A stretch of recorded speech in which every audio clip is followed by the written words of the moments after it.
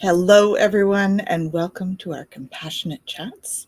I am Tanis Coughlin with My Place Home Care, and I am joined by our co host, Heidi Gagne, and our special guest, Annie Baril. Hello. So, we are thrilled to have you, Annie. We're looking forward to having a good discussion over basically what is it like to be a nurse and a caregiver. So, maybe just tell us a little bit about your background so that we tell our viewers what you do. Yes. So what do you So, do? well, currently I work with the home care, the Ontario Health at Home. I've been a registered nurse for 26 years now. My main background was working in the community as a visiting nurse and now at the home care. But I did do a little bit of dental and aesthetic work. Went to Nunavut for a week to help with the surgeons and just a small dab at the hospital. But hospital wasn't my game, so went back to the community. Well, community is so rewarding, right? We, It's very personal. yeah, yeah, you're able to really be with the clients when you're in the Hmm. community and stuff. So, Hmm. mhm. So you and I are friends, so I do have a little bit of background knowledge. So Just a few years, you know. a few years, yeah, it's probably over a decade now, Yes. but um, so you we asked you on because you have a unique perspective of being a nurse and also being a caregiver. Hmm. You've been a caregiver for your mom and some for your dad as well. Hmm. Um, so, what do you find in terms of the challenges of being a caregiver? Let's start with the caregiver role, maybe. Caregiver role is very unique in itself, right? Everybody has a different situation and different background, different knowledge. I think it's very rewarding into the fact that you're able to help somebody, especially myself in nursing background. I was able to help a lot of people, and now I'm able to help my mom. And I did a little bit for my dad. But it does have its challenges on occasion when, certain situations come up that you're not used to, or that you're not it's unfamiliar grounds, right? Even as a nurse, it can be very boggling to know what to do next, right? Because then it's more personal, right? Yeah, um it's very different with family, right, than it mhm. is when you're working with other people. Of course, because with other people you can have tons of suggestions, but then you leave them up to make that decision, right? Right. When you have to make the decision, it's not just me. Fortunately, I have a lot of brothers and sisters. I come from a big family, which we, have a good communication on how to support mom. And, going on patients' rights on all this, mom is always included in the decisions, right? And there's not a decision made without her full consent. Now, having said that, sometimes it's not always easy to bring up the suggestions, right? Because they have Yeah. their own mindset. And I put myself in the situation. That's what I tell other caregivers.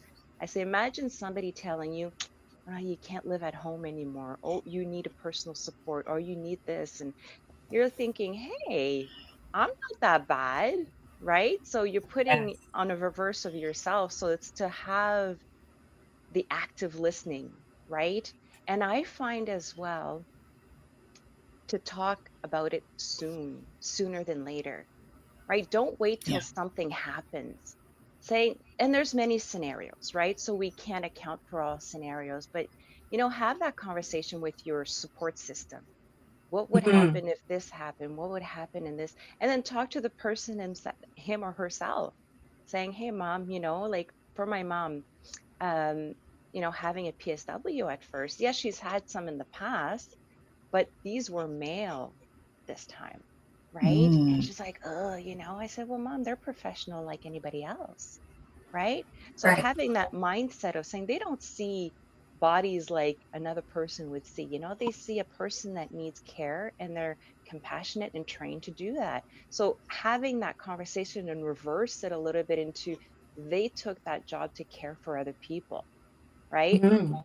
So she saw it and like, oh yeah, it helps her as well. And it's like, look, mom, it helps you into energy conservation afterwards, Right. right? It's sometimes to turn the conversation like, no, you need this to, hey, well, it helps you be able to do this afterwards, right?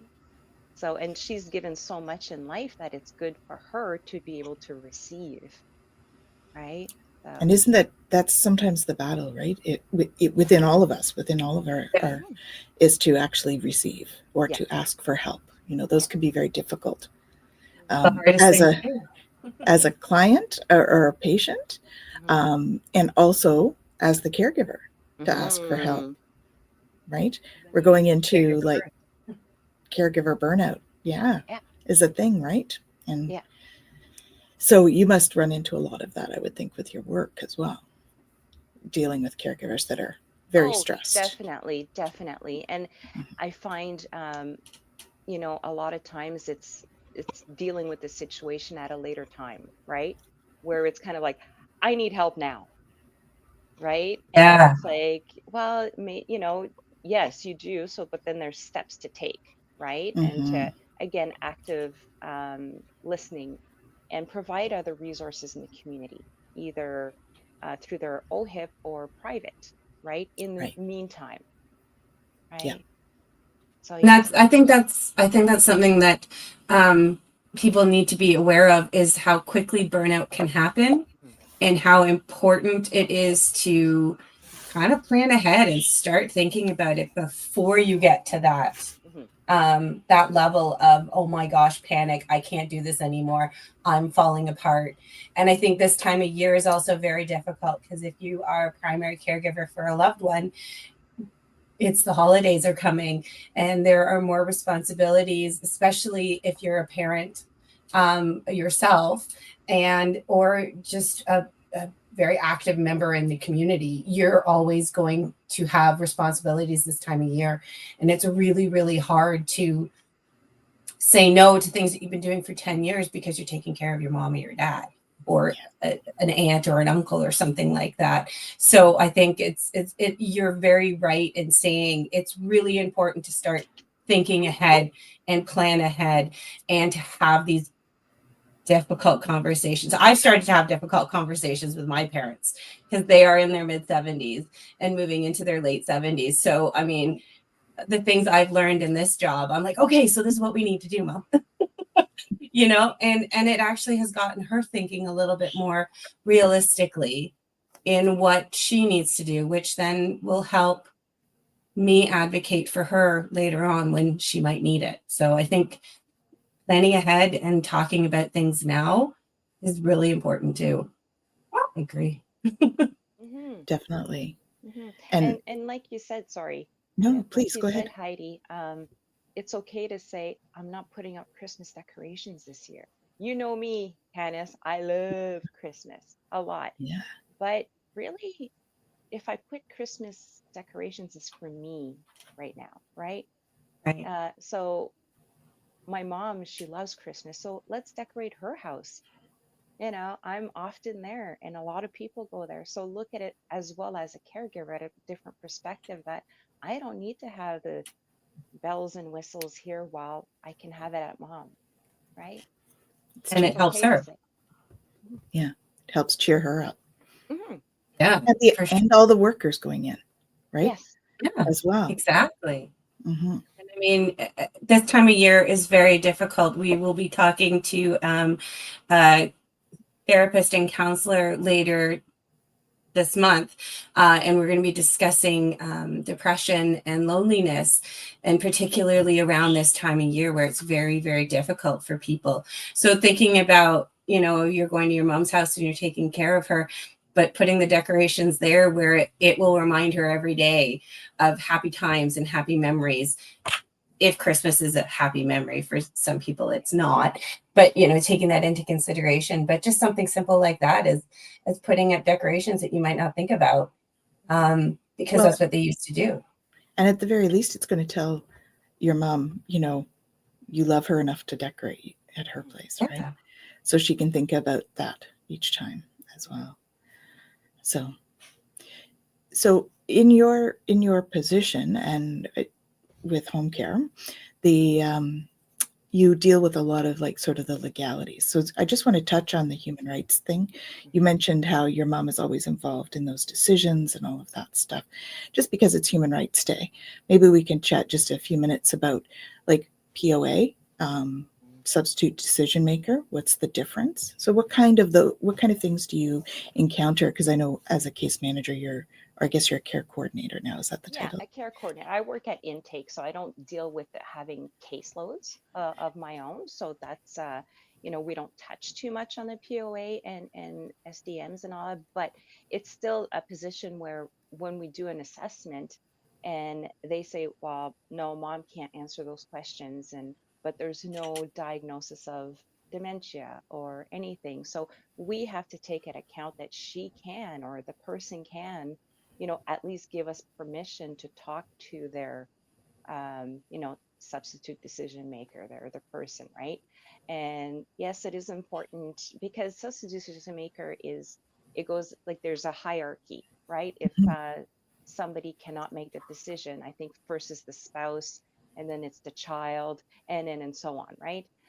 So if the POA is not in place, it can get pretty messy on who and how to make the decisions if it's something that happens quite quickly, right? Mhm. Right. So to have a POA in place, I think is very important because then you have your person that you hopefully trust, Yes. with and had a discussion about your wishes and what you would like things to possibly happen in certain situations. Um, so it's more accurate, right? So having an SDM, yes, it's good, but POA is POAs are, yeah, definitely. yeah, Power of attorney is POA for yeah, those that may not be aware. And SDM is substitute decision maker. So one is more legal than the other, exactly. basically, right? In terms of how you go about the process and stuff. Hmm. Yeah. So how do you navigate as somebody who does the intake? But how do you navigate the information that's being thrown at you by multiple people and the client? Like the client is saying, no, no, no, that's not what I want. But then everyone else is saying, well, no, this is what she needs. How do you navigate that? And how, like, that just seems so difficult, a difficult position to be in. Well, it can be because sometimes the patient, like I said before, if the family is coming up to them and saying, no, you need this, the person, I tell the families, it's like, if you're pushing, they're going to push back, right?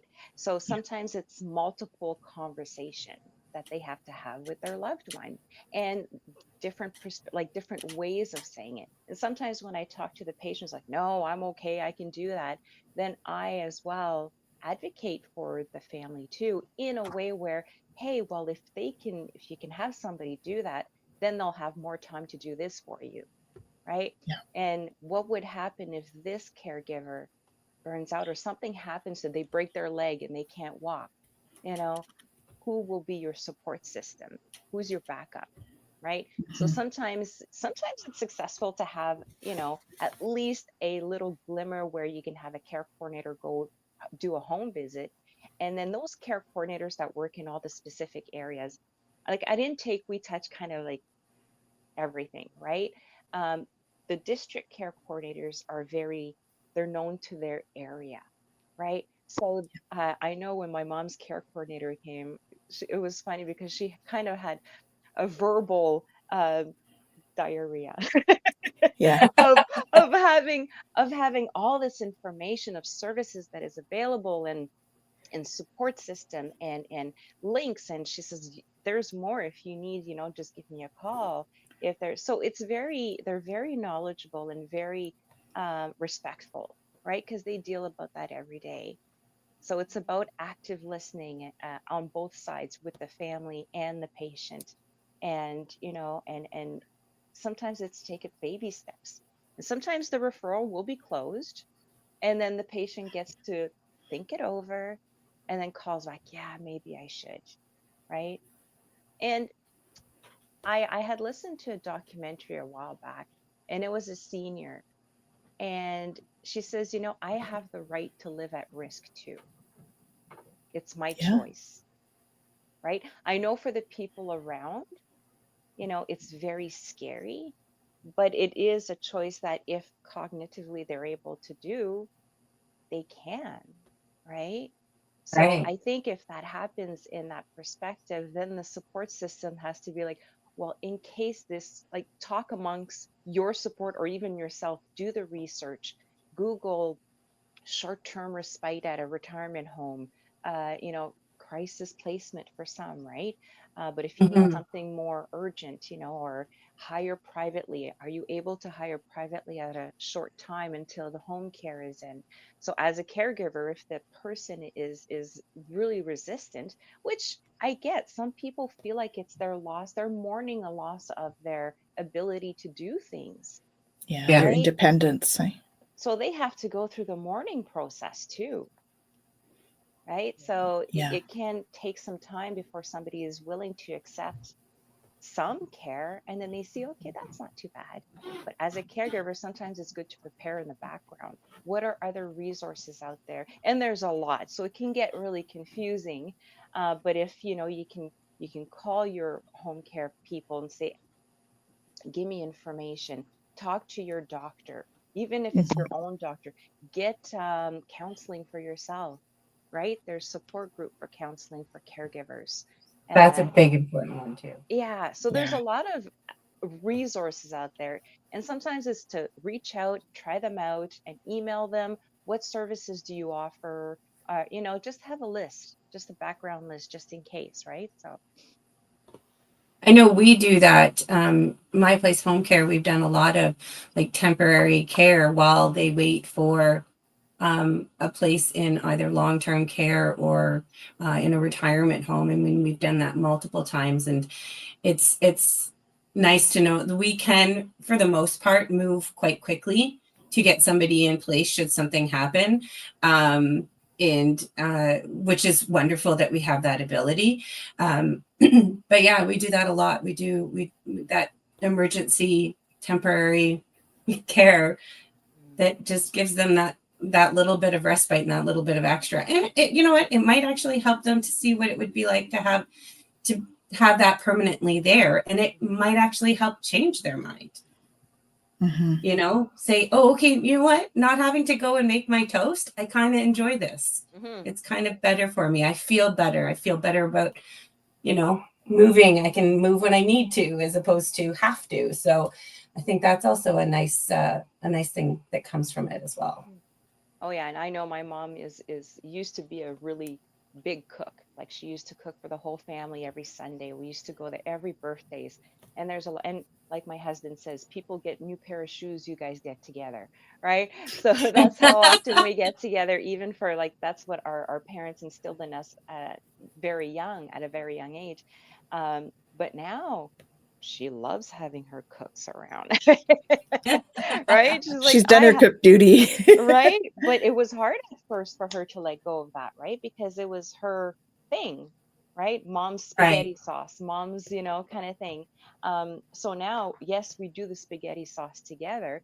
She rolls her little balls of meat there, and I do the rest, right? But it's Right. still a together experience that, she does her as she can tolerate.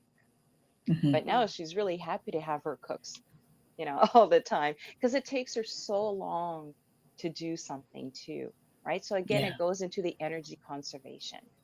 And there's meals on wheels. There's other things that, people can integrate into the healthcare, right? It doesn't have to be the family cooking. Just right now Mhm. we're living with her, right? So we take turns living with her. So it's a different scenario. And even then, there could be meals on wheels to help the caregiver not Right. have to do, because I eat more plant-based. Mom eats more, like a regular diet. So, there's sometimes two meals that have to be done. But it's been working well, but it's just I know I have that option for meals on wheels, right? If ever need be. And we tried it before and she loved it. So it's not something that is not an option. Awesome. Yeah. So, what are three things you think that caregivers should consider or keep in mind for their own well-being during the caregiving process? During or before? Well, while they're Yeah. being a caregiver, What do they need to keep in mind? Yeah. So I've learned myself um, to try to keep doing what you enjoy, right? Even if it's at a smaller scale. Say, I like arts. I like to, look at the spiritual aspect of like looking at chakras and doing Reiki and, stuff like that. And when I was at my mom's, I felt like I was losing part of myself. So I went, okay. So I got this little, what is it? I forget. But anyways, it's a program that you get a little tile with a paint color, and then you do the little paint whatever with the Okay. featuring color that is global roots mosaic. I think it's called murals, global roots murals. Nice. Nice. And then you submit that, and then somewhere in 2025 it'll be in Canada on a big mural, right? Very So Oh, cool. just That's adding that awesome. little piece of art that I in a smaller scale, instead of seeing my art room right now being a tornado of arts. I was able Yes. to bring that at mom's and have that, oh, I forgot that creativeness. Or even working out, like I was thinking too complicated. I was telling my husband, can you bring me the weights? Can you bring me this? Can you bring me that? Well, Annie, you have your yoga mat and your yoga blocks. So that doesn't take much space. You can put Yeah. it under the right. bed when you're done, right? Half an hour, 45 minutes here and there. So I guess in a way would be keep it simple for yourself, right? And bring back a little bit of what you enjoy doing, right? If it's like taking a walk, even if it's like taking, like, I know my sister loves to travel a lot, and I know a lot of people do. So when you're kind of like grounded at home, you can't trust. So maybe look into short-term respite, or see if somebody can be with your loved one, and maybe the trip is not as long as it would, but it is a short trip, right? Hmm. Just to Right. get away and do your own things, right? So And just don't feel guilty. that's Yeah. it. That's it, Yeah. right? Don't feel guilty for needing that time. Yeah. Exactly. Yeah, Yeah. you kind of become the parent of your parents. Yeah. That's It's difficult. true. Yeah, Yeah. like there was a Mother's Day, and I was babysitting my great nieces, and they were like, "Well, all women should get gifts on Mother's Day," and so we were going turns on why should we get gifts, and I asked my niece, I said, "Why should Annie get a gift?" She says, "Well, you're the mama of grandmama." And I was like, whoa, and I didn't catch on at first, right? And then when my sister pointed it out, I'm like, oh, yeah, that is true. She was all confused when mom would leave without me, right? And go with my Ah. sibling, because she'd be like, well, what, how come you're staying and she's leaving, right? Yeah. So, Because you've done a lot of the care, right? But yeah, yeah. But we all, like I said, fortunately, I do have wonderful siblings that do help me out too, right? And if I say, good. help, Yeah. they do reach They out, there. right? Yeah. Yeah. Right. Which is great. Yeah. So, how do you find that dynamic with being a nurse? Being like in a large family Mhm. and having a parent to care for, and you're the nurse in the family.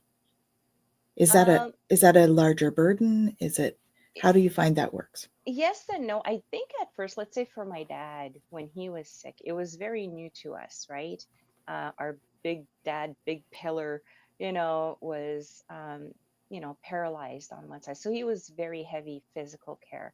And so a lot of the questions, yeah, were brought up to myself, right? And I also put that hat on Yeah. myself because I thought I have to do it, right?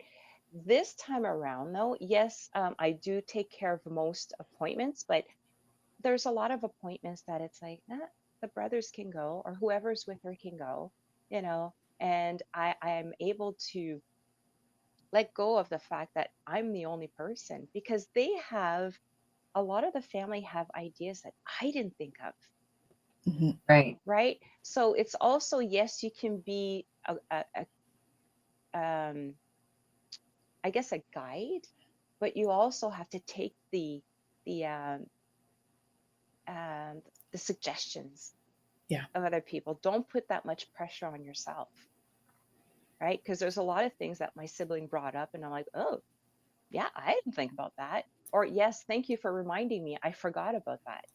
Yeah. Right. Right. So it's to not put that pressure on yourself and be open to having the conversation with your family. Because everybody, luckily, like, if you're the only one, you have to reach out to other supports, either your friends or your parents, siblings, or, kind of Hmm. thing. In my case, it's my family, and they also can look at it at a different point of view that, okay, if you do that, you're going to burn out, right? If Yeah. this happens, so, and take that criticism, not criticism, the suggestion is like, oh, making you see a different view, right? Yeah. Again, active listening. Active Yeah. listening and being open to things and suggestions and listening. Yeah, it's all very important. You're very lucky that you have a large support network. My Yeah. sister lives in Hawaii, so Oh, wow. I'm already knowing that this is what's going to happen. Is a lot of it will fall on mine and my husband's shoulders. He also, his parents are older, and his sister lives in the same area as they do. We live 3 hours away, and so I randomly check in with my sister-in-law. Go, okay, do you need anything? What can we do to help you? Because she is the one that they call on all the time, and her son is helpful and takes them out grocery shopping and things like that. But yeah, it's also important, if you don't live nearby, what can you do as to kind of take care of the caregiver in And a that's, family that's very far away. yeah, and that's the thing. I have a brother that lives in the UK, right? And him and my sister take care of the financial part of things, because that ain't my Right. deal. Well, and he can do that from far Yeah. away. That's Yeah. right. And, Time difference doesn't matter. and again, the support system can be there. We chat sometimes and say, okay, well, this is what's going on. What can be, you know, and their opinion is just as great, right? So there's other things that they can manage afar that, yes, you can manage closer, right? So the Right. things that are not in person, or the things that are more paperwork, and that's what we've discovered in our family too. Yes, the roles overlap a little bit, but everybody has their specialty, Yeah. right? Right. And you got to look at everybody's specialty and tap into that, right? What are you comfortable doing? I need this off my plate. And sometimes a little thing that is off your plate makes a huge thing, Definitely. right? So it's to be able to have the discussion. What are you able to take on from afar? And And I even if mean, it's supporting you, having a good chat, with a right. coffee Exactly. or a little glass of wine or whatever, like Yeah. just like, Even if it's to, on Zoom, right? You have to yeah, sit down and Yeah. have a chat on Zoom. Yeah. to unwind, And right? and if you don't have a large family or a large personal uh, contact list, then it is nice to start thinking about what can you take off your own plate, like Meals on Wheels, bringing in a companion for Mhm. 3 hours a week to read, and so that gives you time. I mean, and how you can think about ways of breaking down or your least favorite kind of tasks that you don't like doing. Like, I know that if it came down to personal care, like close personal care of my father, I would be uncomfortable at this Yeah. point to Yeah. do anything like that. So something like that would be more of, okay, I'm gonna delegate that out. My mom might be a little different, Mhm. but I was it was funny because I was changing my grandson's diaper on the weekend. He's 2.5. And I was thinking, I'm like, how is it that I'm okay with this? But I don't want to change a grown up. And it's just not, It's Well, babies and it grown-ups is are different, different. They are different. I It know, is but it's different. the Yeah. process is still the same. And Yeah. it just kind of threw me off going, yeah, no, this is not something I would want to do. I would have to, I would have to hire or find a PSW to take on this aspect, because it's not something that I don't want that relationship with my dad to become that. Well, and I think that's the that's something, benefit. That's the other benefit, right? Of having yeah, that kind of help is that you're maintaining a similar relationship with your yeah, parent if you have that kind of support, because it does change the dynamic between you. You know, if you have to start doing personal care, or you have to be much more involved as a caregiver instead of as a daughter or son, you know, it does change that dynamic a bit. So And that was a conversation too I had with mom. I said, yeah, I can help you when I'm here, but when the brothers are here, I don't, she wouldn't want them, to yeah, clean her when she's, so that was another piece of the conversation where it's, I have more time to do things for you as a daughter than watching you. And when we're on trips, of course I help her out. Like, I mean, yeah, it's a Right. short-term thing, but for a long-term thing, yeah, you do have to, like you said, Tanis, it changes the dynamic, and you have to set your own boundaries onto what hmm, you feel Yes. comfortable doing, and having that conversation with your parents, even if it's now, Heidi, to, like, hey, dad, in the future, Like, it's I don't want to do this. yeah. Well, it's okay to let them know that you're not comfortable with the physical part of things, right? Yeah. Like I said, in my family, there's many dynamics, and I some are not comfortable doing the personal care. I been doing sort of that a lot of part of my career. So to yeah, me, I can switch the hat pretty quickly, right? But when you've never been in that situation and you're more the different part of care plan, so it's okay to admit that you're not comfortable doing that, right? It doesn't mean you have to be the full caregiver. And that's what people as well, I think, find that, oh, now I have to take care of my mom. So, and it all depends too on the cultures, right? Um, yes, Yes. that so plays a that's big role. a big role too on when you develop a care plan, to sometimes have those conversations, and sometimes it it has to look at a different way to provide the care, right? Right. Hmm. So it's a whole component on that part that the care coordinators have to look at, or anybody that is developing a care plan, right? So Yeah, Hmm. yeah, for sure. Yeah, but cultural is definitely something in Canada we probably have to deal with a lot, because we have a lot of people that have come to this country but have had children here who are acclimatized to a less togetherness, like, you know mhm, what I mean, like they mhm, have their own lives, they do the separate, but then it comes time to provide this sort of this care, and their parents or their grandparents are like, well, why wouldn't you? And yeah. you're like, well, why would I? If Well, I could that's get it. help, why wouldn't I?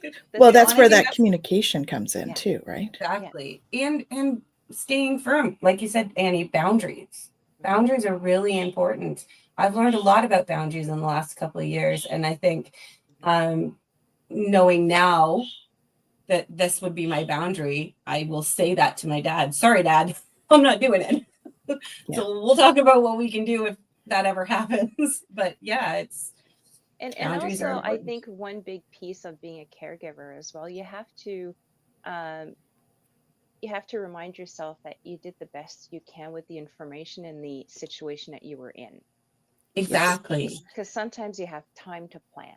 Like, I know with my dad, after he passed, there was a lot of like, oh, I could have done this. I should have done this. Why didn't I think about doing this? Right. But things had to happen the way they did.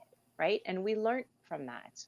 Right. And I know right. he's tickety boo up there. He just like, don't worry about that crap. I'm okay. Right. Sorry. Um, It's okay. don't, it's, don't worry it's all about good. that. Yeah, It's okay. So also you have to be able to accept what it is, that you had at the time. yeah. Well, often we're making these decisions in a very like activated, triggered state because something's happened, and now all of a sudden they're going home with less abilities Hmm. than they had before, and so something has to be done fairly quickly in order Yeah. to accommodate that. And so I think that's also a time, when that fight or flight is in, you're not making great decisions necessarily. So the Hmm. pre-planning, or having those conversations ahead of time would certainly take some pressure off, I would think, Right. in that kind of situation. And sometimes it goes like this. Yes. So you have Yeah. to be prepared for the highs and lows, right? Because it can be very stable. And then so suddenly a lot of things happen at the same time. You're like, what is going on? Right? Yeah. to take a step back and say, or, sometimes it's, fortunately, I was able to take a position that was casual to be able to help with the appointments, right? Yeah. I've been Right. full time all my life. And yes, I still work pretty much full time hours, but I'm able to maneuver a little bit more. So if there is ability to make a change, to be able to adapt, then go for it, right? I mean, yeah. And And I, right now, this day and age, I mean, so many jobs now are more adaptable.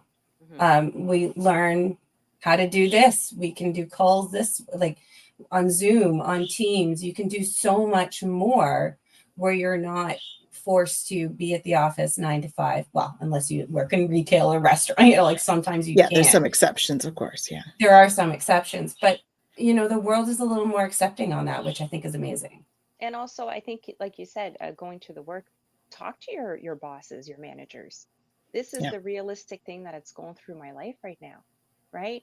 And if things are unpredictable, or maybe special short-term arrangements can be done, right? You don't have to do this Mm-hmm. on your own, right? Yeah. You can have an open conversation with your managers. You don't know until you ask, That's right? right. And they may have options for you, right? Right. Yeah. Sometimes it's easier said than done, but at least if you make the step, you kind of can look at the different options that can be available to you, right? Yeah.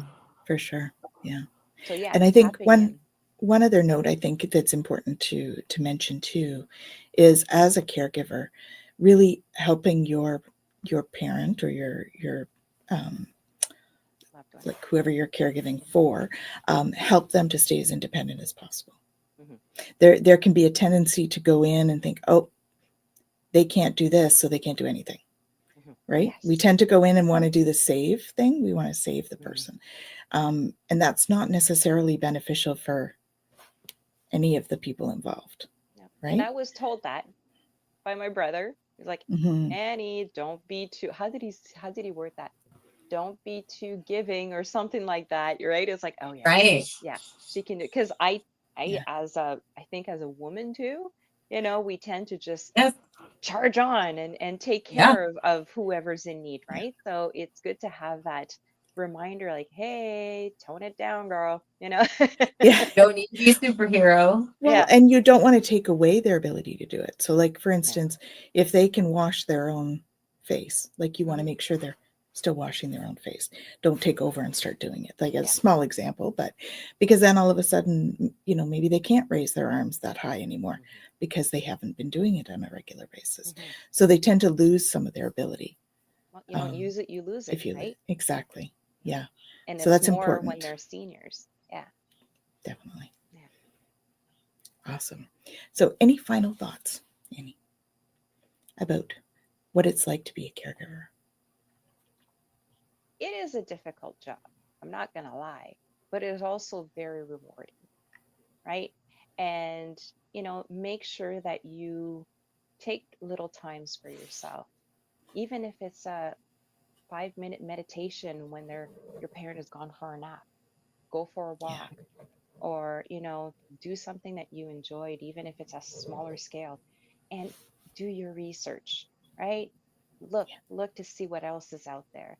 It can be confusing, but try to narrow it down to what maybe the person can afford, or the vicinity, the area, and get into your support group. Ask your friends, ask your peers, and delegate. Definitely Delegate. delegate Yes. what the people around can do. Yes. Delegate. Yeah. Yeah. Right. Yeah. That's awesome. Yeah. Very Well, good advice. thank you so much for joining us today, Annie. It's Oh, been thank you. absolute pleasure having you. And from us at My Place Home Care, we thank you. And we were honored to have you on. I'm very honored as well. Thank you. Thank you. And for everybody out there, have an awesome, awesome month, and we'll see you soon. Don't forget to join us for our full hour compassionate conversations later this month. Take care now.